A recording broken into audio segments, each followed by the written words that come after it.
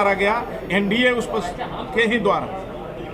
हम जीतने के पहले वो खुद घर घर प्रचार करने गए थे बहुत सारे पासवानों को, चूँकि बिहार में हाजीपुर में ये जो पंचायती राज व्यवस्था है उसमें लगभग 700 के लगभग प्रतिनिधि एक समुदाय के हैं, वो है पासवान समुदाय के। और हमारे उम्मीदवार को 2500 कुछ वोट आया, हम चुनाव जीते भारी मतों से, इनको ये खल गया। और जब खल गया तो उन्होंने देखा कि अब तो नाटक चल नहीं रहा है हमारा, इसलिए इस नाटक को दूसरे जगह अंजाम देने के लिए, बुलाने के लिए इतनी बड़ी घिनौनी हरकत उन्होंने घटना करवाया है।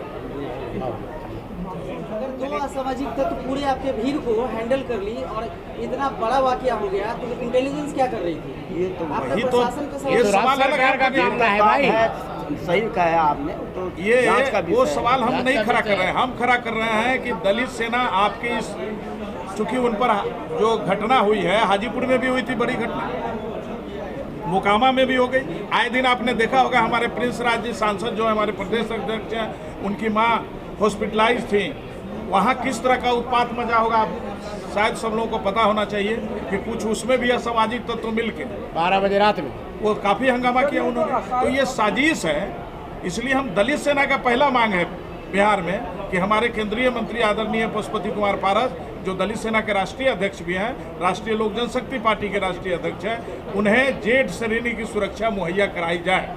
ये बार बार इस साजिश का शिकार हो रहे हैं और हम उसके बावजूद भी चेतावनी देना चाहते हैं चिराग पासवान जी को। वो जो कहते हैं कि इस घटना की हम निंदा करते हैं, उनको शर्म आनी चाहिए। जिस पासवान साहब के सवाल पर वो भाषण दे रहे थे मोकामा के वो मेला में, बाबा वीर चौहरमल जी के मेला में, कि चचा जी और इनके कारण हो गया। आप जानते हैं कि पिछले 7 वर्षों से वो दूसरी मर्तबा संसद सदस्य की पारी खेल रहे हैं। हम आपके माध्यम से उससे जानना चाहते हैं कि उनको जो आवंटित हुआ है संसद सदस्य होने के नाते, जो उनको मकान मिला होगा, जो उनको आवास मिला है, उसका क्या आता पता है भाई? आप उसको क्या कर रहे हैं? हम आपके माध्यम से मांग करना चाहते हैं कि इस पर जांच होनी चाहिए कि क्या इन्होंने किराया वसूल कर रखा है। ये तो संसदीय परंपरा के बिल्कुल विपरीत स्थिति है, क्योंकि वहाँ उनको इन्हीं असामाजिक तत्वों को, इन्हीं जैसे असामाजिक तत्वों को संरक्षण देने के लिए वो दिल्ली में आवास रखे हुए हैं और उस आवास पर इस तरह की प्लानिंग की जाती है और उनका एक टारगेट होता है कि पशुपति कुमार पारस जी की कैसे जिल्लत की जाए। शायद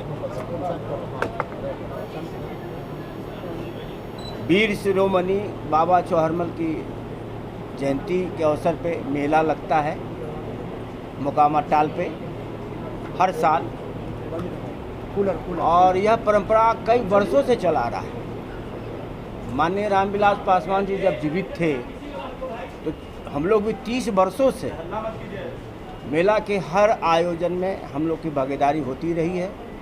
इस साल भी 2 साल चूँकि कोरोना काल था, जिसके वजह से मेला स्थगित था। 16 तारीख को हमारे राष्ट्रीय अध्यक्ष, दलित सेना के राष्ट्रीय अध्यक्ष पशुपति कुमार पारस जी के साथ मैं भी गया था उस मेला में, और यहाँ से लेकर के मेला तक, मंदिर परिसर तक, इस बीच में बहुत सारे पासवानों का टोला मिला।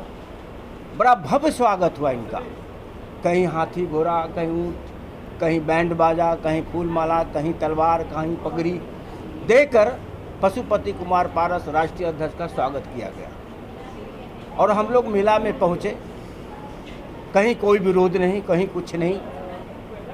मेला में पहुँचने के बाद जब मंदिर में हम लोग पूजा करने जा रहे थे तो उस वक्त हमने देखा, मैं भी उनके साथ था, तो हमने देखा कुछ लोग असामाजिक तत्व, जहाँ तक मुझे पता है वो पासवान जाति के लोग नहीं थे, उनको हायर किया गया था, वो असामाजिक तत्व थे और वो लोग पी करके गलत बात को, गलत बयानबाजी कर रहे थे, ढेला फेंकने का काम कर रहे थे।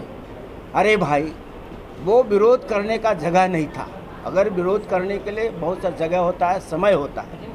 चूँकि बाबा साहब जो चौहरमल का मंदिर है वो पूरे हिंदुस्तान से जितने भी पासवान जाति के लोग हैं करीब करीब सभी लोग वहाँ पहुँचते हैं और बहुत ही पूजनीय है।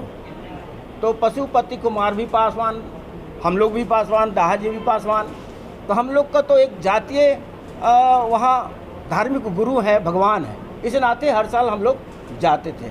वहाँ कोई पासवान जाति का लोग विरोध नहीं किया है। वहाँ ढेला फेंकने का जो काम किया गया है वो करवाया गया है, असामाजिक तत्व थे और पासवान जाति के नहीं थे। एक आध दो दिग्भ्रमित हो सकते हैं, लेकिन करीब करीब सब लोग को पी करके दूसरे समुदाय के लोगों ने वहाँ पर हंगामा किया। दलित सेना इसको बर्दाश्त नहीं करेगी। पासवान जी बोला करते थे किसी को छेड़ो मत, और छेड़ोगे तो छोड़ेंगे नहीं।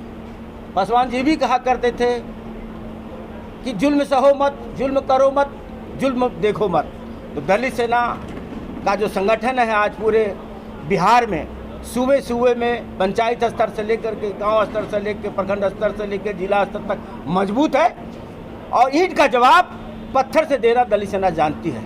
इस बात को याद रखना चाहिए। जिन्होंने करवाया है, जो शीश महल में रहते हैं वो दूसरे के महल पर ढेला नहीं फेंका करते। इसलिए आगे कहीं ऐसा ना पुनरावृत्ति नहीं हो।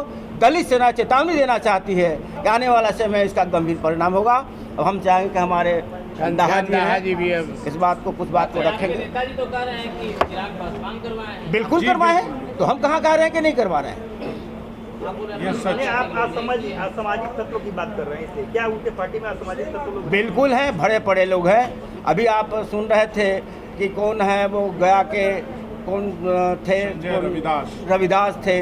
वो इसके पहले भी रामविलास पासवान जी को काला झंडा दिखलाया था, अमर आजाद। माननीय रामविलास पासवान को भी काला झंडा दिखलाया था। आज उसके विरोध में खड़ा है और आज उनके साथ कंधे से कंधे मिलाकर चिराग के साथ वो चल रहा है। दाहा जी बताएं। सबसे पहले आप तमाम चैनल के साथियों, यूट्यूब के साथियों, मीडिया के साथियों को आज के इस दलित सेना की प्रेस वार्ता में हम दलित सेना बिहार की ओर से आपका इनकलाबी अभिनंदन करते हैं। और जो आज का विषय है वो विषय बाबा चौहरमल जो चाराडीह में कार्यक्रम आयोजित होता है, वर्षों से ये कार्यक्रम होते रहे हैं, जैसा कि हमारे प्रदेश अध्यक्ष आदरणीय अंबिका प्रसाद बीनू जी ने बताया भी है। और ये कार्यक्रम लिया गया था वहाँ के स्थानीय जो मेला समिति के लोग हैं उसके तमाम लोग यहाँ माननीय मंत्री जी से मिल के और एक आवेदन उन्होंने दिया था मेला आयोजन समिति ने कि माननीय मंत्री जी इस कार्यक्रम में आए और उस